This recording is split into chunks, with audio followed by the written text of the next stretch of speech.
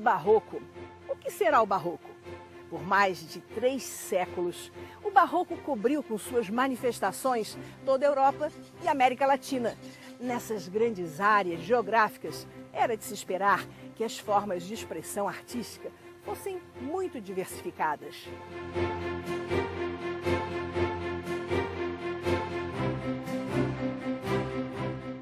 As aventuras marítimas trouxeram o estilo barroco para as Américas. O barroco da América Espanhola, barroco português.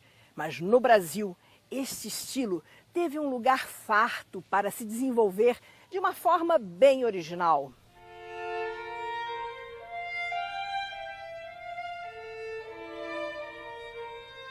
Com a descoberta do ouro nas Minas Gerais em 1670, esta arte ganhou todo o esplendor e pôde se desenvolver de forma esplêndida, numa região riquíssima, de onde se extraiu a maior quantidade de ouro em todos os tempos, Vila Rica ou Ouro Preto. A região de Vila Rica se tornou um manancial de artistas de grande importância. As maiores expressões do barroco brasileiro foram, sem dúvida, Mestre Ataíde e o gênio, o grande Aleijadinho.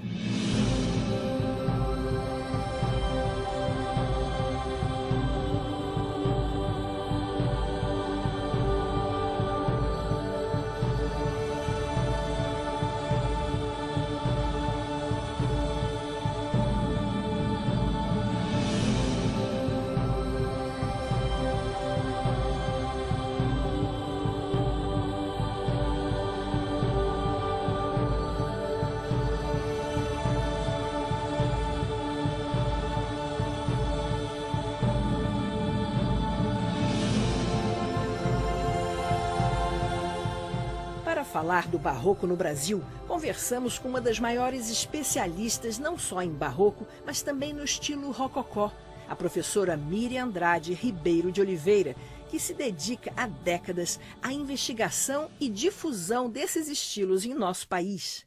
Miriam, eu queria que a gente voltasse um pouco no tempo e falasse dessa influência do barroco e do rococó, né, lá da Europa, aqui no Brasil. O barroco e o rococó são 2 estilos, quer dizer, completamente diferentes. É muito interessante a gente estudar também o rococó para mostrar que não houve só barroco no Brasil. Quer dizer, a realidade é muito mais rica, muito mais complexa. Agora, como o barroco é um estilo mais, o que eu posso dizer, não é? Chama mais atenção, é mais conhecido, né? O rococó só recentemente, em meados do século passado, que ele começou a ser estudado de uma maneira mais objetiva. Então, muito se sabe sobre o barroco e pouco sobre o rococó, né? Barroco, na realidade, significa pérola irregular. Uma pérola que não era totalmente simétrica, redondinha, não é? Então, para mostrar justamente que é um estilo que sai das normas. Quais normas? As normas clássicas. E permite toda uma recriação, toda uma definição, né? Mais liberdade de criação na arte. Sem dúvida, não é? O barroco é um estilo com um potencial tão grande que ele foi assimilado pelas ideologias de poder do século XVII, quando ele nasceu na Europa, né?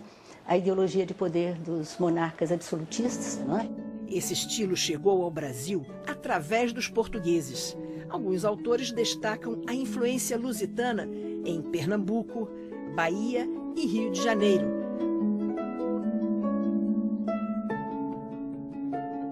Eu queria que você falasse da diferença entre esses 2 estilos, o barroco e o rococó. O rococó é um estilo pouco conhecido, ao oposto do barroco, né? As pessoas geralmente acham que no Brasil só houve barroco. E eu passei uma boa parte da minha vida estudando o rococó e mostrar que os 2 coexistiram em muitas regiões do Brasil e que o rococó é, no mínimo, tão importante quanto o barroco. Tanto o barroco quanto o rococó são estilos caros, né? Com muito ouro, muito ornato, não é? Muita decoração. O barroco é um estilo italiano, que nasceu na Itália, no século XVII. O rococó é um estilo francês, que nasceu na França, no século XVIII. Países diferentes, séculos diferentes e contextos históricos diferentes, não é? O contexto histórico do Barroco são as monarquias absolutistas e a Igreja da Contra-Reforma. O contexto histórico do Rococó é o Iluminismo. O Barroco nasceu num contexto muito mais de Igreja da Contra-Reforma, não é? De monarquia absolutista, etc. O Rococó já é um produto do Iluminismo, embora, na realidade, ele não vai expressar os ideais do Iluminismo. Mas o Rococó é quase, a gente podia dizer, é uma arte não ideológica que nasceu no ambiente daqueles castelos franceses do século XVIII, com um único objetivo, que era tornar a vida cotidiana mais agradável. Então é um estilo muito mais leve, tem os fundos brancos, tem os ornatos só que são dourados. E esses estilos tiveram uma grande influência aqui no Brasil, não é verdade? Nós temos, né, esses dois estilos, não foi só em Minas, quer dizer, mas Minas, né, tem essa importância exponencial porque justamente pôde, né, levar esses estilos às últimas consequências em virtude da riqueza econômica. Nesse século XVIII, que é o auge desse momento cultural do Brasil no período, então, quando nós fazemos um mapeamento, a gente vê que nós vamos ter Barroco e Rococó justamente nas regiões que tinham poder aquisitivo, que tinham maior riqueza econômica, não é?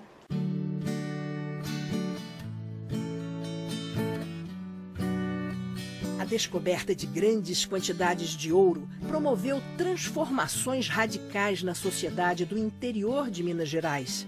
Os arraiais e as vilas começaram a surgir por toda parte, literalmente montadas na maior riqueza que o Brasil produziu até então. Centenas, milhares de toneladas de ouro de 23 quilates. Para alguns autores, o barroco mineiro é um novo estilo, redefinido, recriado.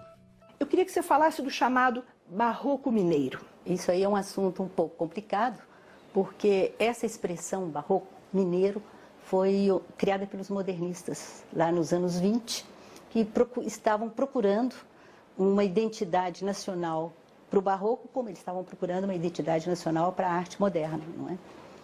E, bom, foi uma caravana paulista que sai de São Paulo, vem a Minas, e como chega a Ouro Preto, começa, não é, a ver essas igrejas do Rococó leves, claras, diferentes. E, na época, o Rococó ainda não era definido como estilo independente. Então, né, chamaram aquilo de criação nacional, o que, na realidade, não é bem o caso. Quer dizer, não é barroco, é um outro estilo, não é? E tem que ser estudado dentro das características dele.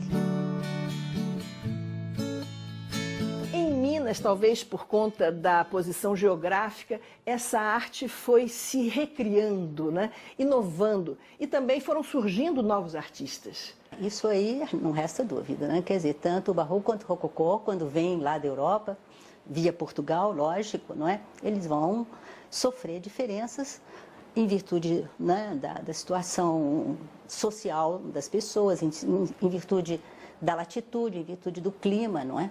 Uma coisa é essas caravelas chegarem às cidades litorâneas, outra coisa é chegar a Minas, não é? Mais 400 quilômetros em lombo de burro, né? A localização geográfica de Minas Gerais, as longas distâncias a serem percorridas pelas caravanas desde o litoral até Vila Rica, levaram a adaptações de materiais. Se Minas não fosse no interior e sim no litoral, nós não teríamos a pedra-sabão, não teríamos essas igrejas tão típicas, né? Porque, na realidade, essas decorações que vinham de Lisboa eram totalmente... eram como as igrejas de Lisboa, né? Ao passo que essas em pedra-sabão feitas em Minas já tem alguma coisa mais específica da região. Com a riqueza do ouro veio a riqueza cultural. Aqui, em Vila Rica, floresceu um ambiente acolhedor para as artes. Pintores, arquitetos e escultores acabaram criando o chamado barroco mineiro. Milton Teixeira teve com a professora Miriam sua formação acadêmica. Ele comenta o vigor das artes em Minas Gerais desde o início do século XVIII. Ouro Preto é um caso único no mundo, no que tange às artes. Em alguns países, para você formar uma cultura artística leva 500 anos. Ouro Preto levou 50 mal contados. É verdade, seja dita, veio muita influência de fora, mas esse amálgama se deu de maneira muito feliz e rápida naquele ambiente. O ouro dinamizava as relações, derrubava barreiras, estimulava experiências. Os pequenos arraiais foram nascendo no fundo dos vales, junto aos leitos dos rios, onde eram encontradas as pepitas de ouro com muita facilidade.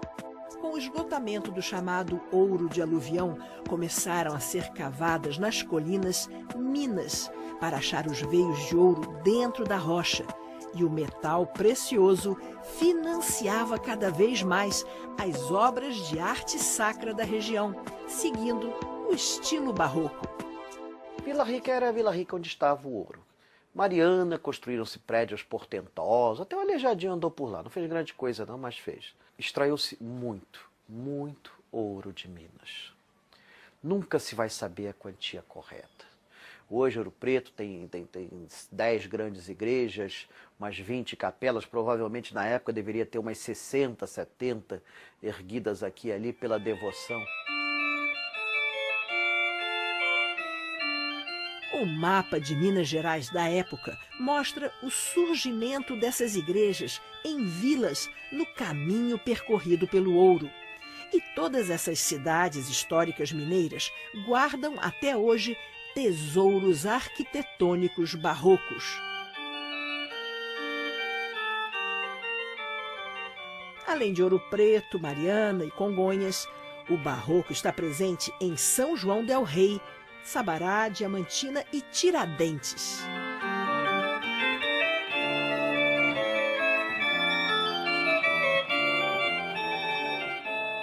A busca de caminhos para escoar o ouro de Minas era fundamental. Para onde foi esse ouro e por que caminhos esse ouro passou, contam boa parte da história do Brasil. À medida em que as minas de ouro eram cavadas nas colinas, novas vilas eram criadas. Dessa vez, não mais no fundo dos vales, mas no alto das montanhas. Ouro Preto foi erguida sobre esse mar de montanhas no interior de Minas Gerais. E para compor a paisagem, as cúpulas das diversas igrejas.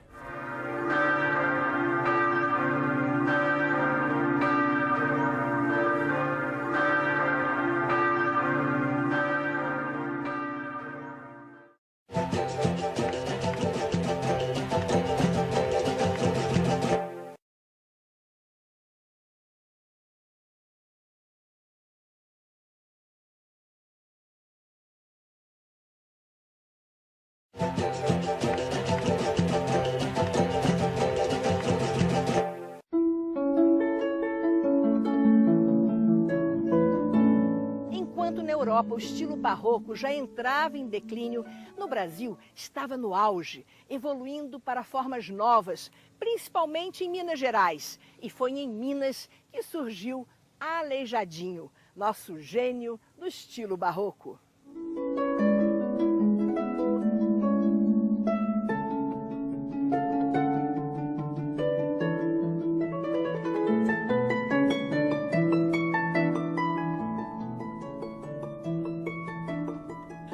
Tanto ouro, tanta riqueza, as pessoas podiam comprar tudo.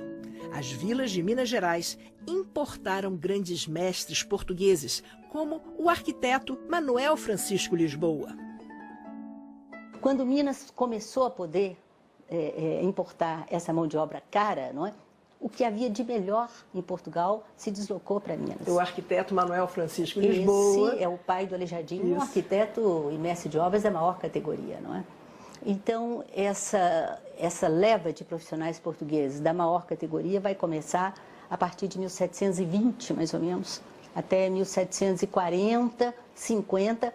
Aí já começam a treinar uma mão de obra local e muitos deles mestiços, né? Não tinha mulher em Minas, não tinha mulher branca. E a consequência disso é a geração de mulatos. É uma geração enorme de mulatos, é a maior fusão racial que houve no Brasil, mais do que Salvador. E esses mulatos, eles eram excluídos pelo ideário português. Eles não eram nem brancos, nem pretos. Eles eram uma raça que não estava nos livros, não estava na Bíblia. O que é isso? O que Darcy Ribeiro fala muito bem daquela ninguém-dade, né? Exato, eles eram exatamente essa ninguém-dade. Eles não estavam inseridos em nada. Então eles podiam realizar atividades que eram vetadas ao negro e que o branco jamais executaria. O senhor branco tinha a função de ter ideias, o mulato podia ter ideias e executá-las. Daí a boa parte dos artistas coloniais, com raras e honrosas exceções, como Mestre Ataíde, quase todos foram mulatos. Eles tinham essa mobilidade social, eles tinham essa liberdade, entre aspas, numa sociedade das mais tacanhas. O interior de Minas se transformou em um caldeirão de artistas de grande importância na arte mundial. Importantes expressões do estilo barroco, como Mestre Ataíde e o grande Aleijadinho. Bom, e de repente essa região de Vila Rica, né, vê surgir um mulato, filho de português, que é o nosso Aleijadinho, das maiores expressões da arte barroca do mundo inteiro, né? Bom, o Aleijadinho é hors concours, foi um artista genial, né? Antônio Francisco Lisboa não nasceu doente, foi só por volta de 40 anos que ele vai adoecer. Nunca se soube quando o Aleijadinho nasceu. Algumas estatísticas, o IFAM tem uma data mítica, né, 29 de agosto de 1730. Mas a certidão de óbito aposta que ele nasceu em 1738. Seja como for, o cara viveu pra caramba. Pode ter ficado doente ou o que for, mas a doença não o matou. Ajudou-o, pelo contrário, a se concentrar na sua arte. Dizem que ele... E conseguir a perfeição, né? Sim, ele era extremamente criativo, ele fugia de modelos tradicionais, ele pegava os capitéis das colunas, como ele fez em Sabará, e os abria, fazia colunas gordas, colunas grávidas, coisa que não existia no ideário greco-romano. Aleijadinho foi o poeta da pedra. Numa época em que todos apreciavam a beleza maior do ouro, Aleijadinho criou preciosidades em pedra-sabão.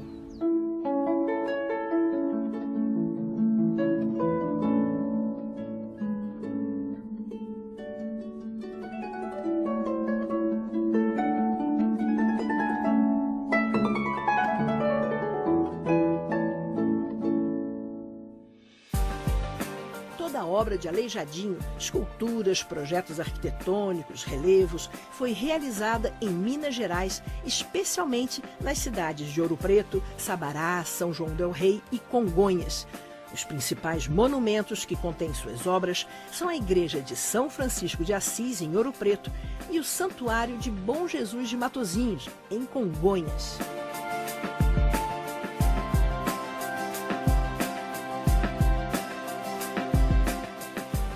Ele não foi tão autodidata quanto se diz, não é? Ele teve excelentes mestres portugueses, não é? O próprio pai. Ele aprendeu com outros artistas do período.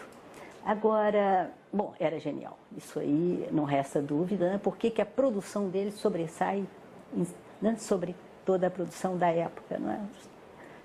Esse algo mais, não é, que os verdadeiros gênios têm, essa capacidade de recriar, não é? Dentro de um contexto, dentro daquilo que ele tinha aprendido. E pronto.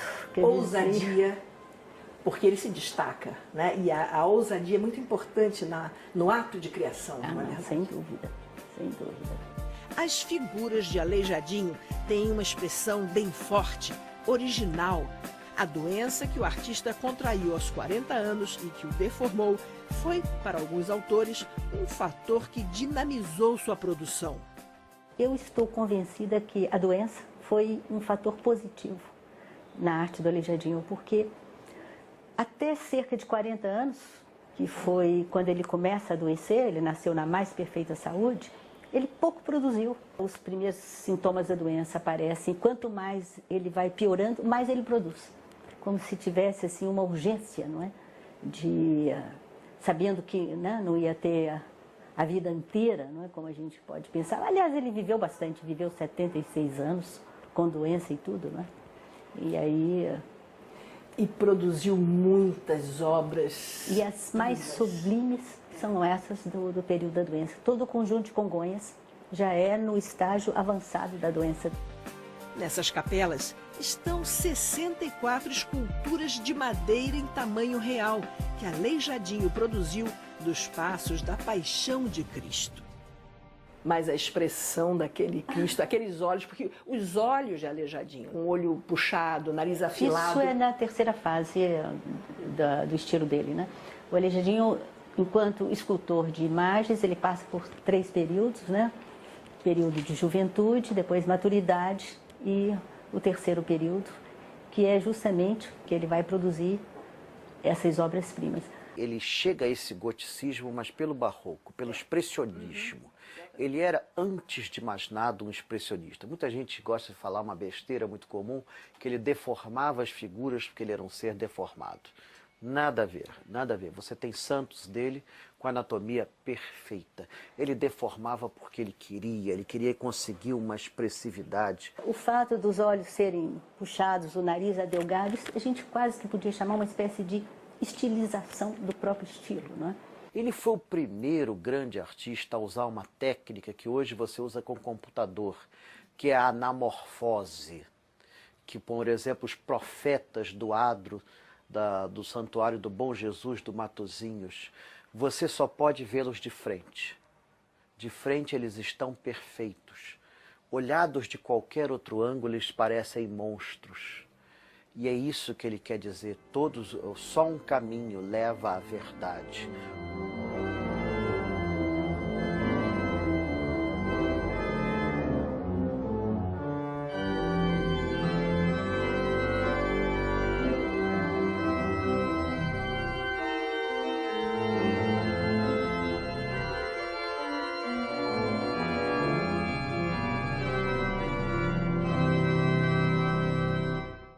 E esse barroco mineiro, do qual Aleijadinho é o mestre maior e mais conhecido, sem dúvida nenhuma foi um ponto fundamental para a elevação de Ouro Preto à categoria de patrimônio. Não tenha dúvidas, numa época, no final do século do XVIII, o mundo estava se destruindo em guerras, destruição, a arte praticamente tinha chegado à esterilidade.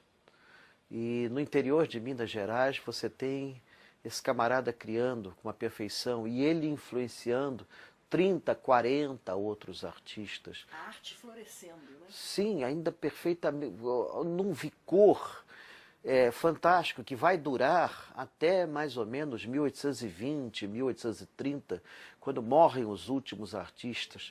Então, ali ele realmente decidiu, isso aqui vai ser o meu testamento. Então ele fez aquelas esculturas que você só pode olhá-las de frente. Ele já não tinha mais tempo para fazer as coisas exatamente como era a realidade do corpo humano lá, como ele tratou no início e no período de maturidade, ele simplificava. Então, e com isso ele adquiriu quase o que a gente pode, uma expressão quase sublime, não é? Foi isso que nós chamamos lá no catálogo a realidade sublimada. Exatamente, e deixou sua marca registrada na história da arte, né? Sem dúvida.